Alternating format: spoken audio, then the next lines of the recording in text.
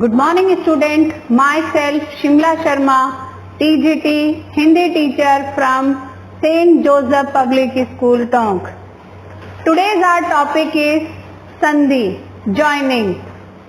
Previous videos में हमने व्यंजन संधि, स्वर संधि कंप्लीट कर ली. आज हम स्टार्ट करेंगे संधि का तीसरा भेद, विसर्ग संधि. विसर्ग संधि किसे कहते हैं? बेटा, किसी भी विसर्ग के बाद यदि स्वर या व्यंजन कुछ भी हो तो क्या होता है, विसर्ग में विकार या परिवर्तन उत्पन्न होता है, उसे ही हम विसर्ग संधि कहते हैं. परिभाषा देख लो एक बार फिर से. विसर्ग के बाद किसी स्वर या व्यंजन के आने पर विसर्ग में जो विकार या परिवर्तन होता है उसे विसर्ग संधि कहते हैं. विसर्ग का मतलब होता है बेटा ये दो डॉट, इनको बोलते हैं हम विसर्ग. ठीक है, तो इधर दो पद होते हैं, दो शब्द होते हैं, ये आपको पता है कि दो शब्द है. तो इधर जो शब्द है, फॉर एग्जाम्पल जैसे मैंने ये लिखा है, इधर जो शब्द है उसमें रहेगा विसर्ग, और इसके सामने यानी दूसरे शब्द में चाहे पहला वर्ण स्वर हो या व्यंजन कुछ भी हो, परिवर्तन कहाँ पे होगा? विसर्ग के जगह पे.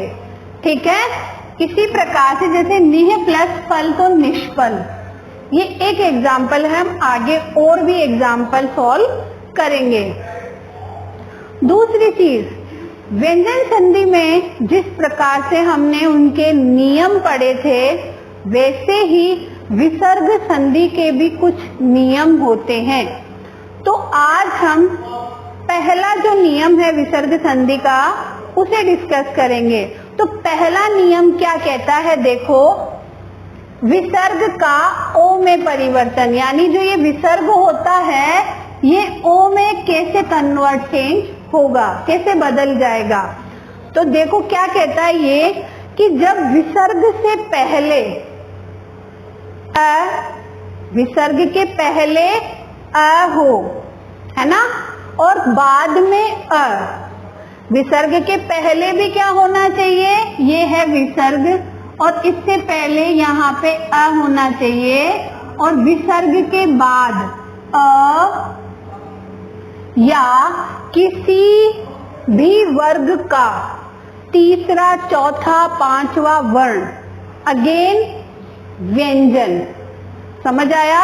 व्यंजन में प्रत्येक वर्ग, मैंने पहले प्रीवियस वीडियोस में भी बताया था, वर्ग यानी होता है बेटा क वर्ग, च वर्ग, ट वर्ग, त वर्ग और प वर्ग, इनको बोलते हैं हम वर्ग. मैं हर वीडियो में आपको समझाती हुई आ रही हूँ कि आपको अगर संधि को जानना है, समझना है, तो स्वर व्यंजन आपको आने ही चाहिए. तो ये जो नियम कहता है वो क्या कहता है कि किसी भी वर्ग का, यानी ये 5 वर्ग हो गए, क च ट त प, इन वर्ग का तीसरा, चौथा, पांचवा. अब कैसे करें? मैं यहाँ पे लिख के बताती हूँ तीसरा, चौथा, पांचवा वर्ण. जैसे ये लिखा हमने क, ख, ग, घ, अण, च, छ, ज, झ, अण, ट, ठ, ड, ढ, अण, त, थ, द, ध, न, प, फ, ब, भ और म. समझ आया? ये मैंने फिर से आपको लिख के बताया है, ये 5 वर्ग. ठीक है, अब इन पांचों वर्ग का तीसरा, चौथा, पांचवा, यानी ये हो गया यहाँ से यहाँ तक, ये है तीसरा, ये है तीसरा, चौथा और पांचवा. ठीक है, वर्ण तथा य, र, ल, व, ह में से कोई वर्ण आता है तो विसर्ग ओ में बदल जाएगा। समझ में आया? यानी ऐसे लिख सकते हैं हम, अ हो गया, फिर लिख सकते हैं तीसरा, चौथा, पांचवा वर्ण किसी भी वर्ग का, ऐसे भी लिख लो अगर आपको समझ नहीं आए तो, किसी भी वर्ग का, ठीक है। प्लस इसके साथ ही साथ य, र, ल, व, ह ये हो, मतलब ये सारी चीजें हो तो ये किस में परिवर्तित हो जाएगा? ओ में। ये नियम आपको ध्यान में रखने हैं। जैसे मैं व्यंजन संधि में आपको बोलती हुई आ रही हूँ, वैसे ही आपको विसर्ग में भी कैसे बदलाव होते हैं ये ध्यान रखना है। तो पहला नियम क्या कहता है कि यदि विसर्ग से पहले अ हो और विसर्ग के बाद में अ या किसी भी वर्ग का तीसरा, चौथा, पांचवा वर्ण हो या य, र, ल, व, ह इनमें से कोई सा भी वर्ण हो तो विसर्ग किस में बदल जाएगा? ओ में। कैसे? अब हम इसके उदाहरण करके देखते हैं। तो मैंने कुछ लिख रखे हैं, इनको हम डिस्कस करते हैं। पहला उदाहरण मैंने लिखा है मनः प्लस बल। इसका साउंड होता है विसर्ग का है, तो हम ऐसे बोलेंगे मनः प्लस बल, ठीक है। ब आ रहा है, क्या है ब? प वर्ग का तीसरा वर्ण है। आप देखते हुए चलना, समझते हुए चलना। तो क्या करेंगे हम? इसको ऐसे लिखेंगे मन, बदलाव कहाँ पे होना है? विसर्ग की जगह। अब यहाँ पे ब आ रहा है तीसरा व्यंजन, तो विसर्ग किस में कन्वर्ट हो जाएगा? ओ में। तो हम यहाँ पे ओ की मात्रा लिखेंगे और बल, मनोबल।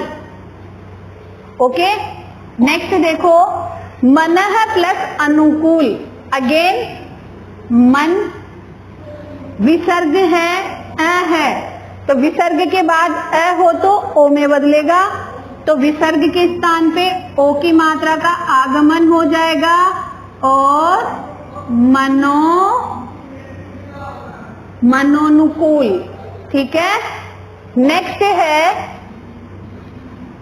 नेक्स्ट उदाहरण होगा हमारा तपः प्लस वन। तपः प्लस वन, तो तप, अब विसर्ग के बाद क्या आ रहा है? व, ठीक है, तो ये हो जाएगा तपोवन। नेक्स्ट देखो, मनः प्लस हर। मन हम एज इट इज लिखेंगे, है आ रहा है, नियम में लिखा हुआ है, तो है आ रहा है तो विसर्ग की जगह किसका आगमन होगा? ओ की मात्रा का, शब्द बनेगा मनोहर।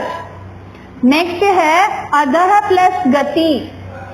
तो अधः मैंने ऐसे कैसे लिख दिया? अध, ग कौन सा वर्ण है? क वर्ग का तीसरा। अगेन ओ का आगमन और गति, शब्द बना अधोगति। वयः प्लस वृद्ध, तो ये शब्द बनेगा वयोवृद्ध। आ रहा है समझ में? ये जब समझ में आएंगे जब आप इनकी प्रैक्टिस करेंगे। केवल मेरे करने से कुछ भी नहीं होगा। जब तक आप इनको नियम को ध्यान में रखते हुए इनकी प्रैक्टिस नहीं करोगे, ये समझ में नहीं आएगी। संधि बहुत टिपिकल होता है, तो प्रैक्टिस बहुत जरूरी है। आगे और एग्जाम्पल सॉल्व करके देखते हैं। मनः प्लस योग, ये मैंने लिखा मनः, विसर्ग की जगह आ गया ओ, शब्द बन गया मनोयोग, ठीक है। मनः कामना, तो ये बन जाएगा मनोकामना। मनः प्लस रथ, मनोरथ। पयः प्लस धर, पयोधर। रज प्लस गुण, रजोगुण। और लास्ट है तपः प्लस बल, तपोबल। ओके, ये मैंने कैसे समझाए? इस नियम को ध्यान में रखते हुए, जो ये नियम है इसी के आधार पर यहाँ पर इनमें बदलाव किया गया है। तो ये है विसर्ग संधि का पहला नियम। क्या है? ओ में परिवर्तन। किसका? विसर्ग का ओ में परिवर्तन।